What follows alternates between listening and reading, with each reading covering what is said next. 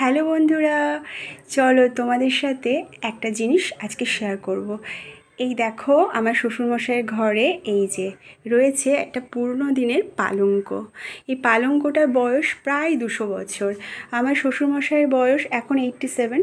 এটা হচ্ছে ওনার ঠাকুরদাদার আমলে তৈরি, মানে ওনার ঠাকুরদাদা এটা শখ করে বানিয়েছিলেন।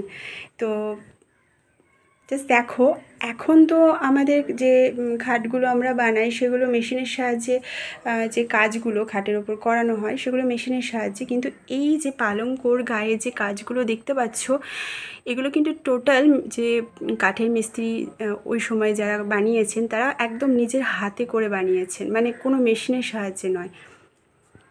দেখো, তোমাদের আমি কাছ থেকে দেখানোর চেষ্টা করছি। আমি ভেবেছিলাম কিছুদিন আগেই এটা শেয়ার করব, কিন্তু হয়ে ওঠেনি। তো আজকে ভাবলাম তোমাদের দেখাই। এই দেখো কতটা সুন্দর, দেখো। মানে সুন্দর কেন বলছি, কারণ দেখো হাতের কাজ তো, তাই কতটা নিখুঁত বানিয়েছে, তাই না? এখানে রয়েছে দুটো পরী, এই যে, আর এই যে ফুল আর যা লতা পাতা দেখছো সমস্তটাই হাতের দ্বারা তৈরি। কিছুদিন আগে এই জায়গাটা একটুখানি এফেক্টেড হয়েছিল, বাবা আবার কাঠের মিস্ত্রি এনে ঠিকঠাক করিয়েছেন। ভীষণ যত্ন করেন উনি, মোছেন। তো এরকম পালঙ্ক আর কার কার বাড়িতে রয়েছে অবশ্যই কমেন্টসে জানিও।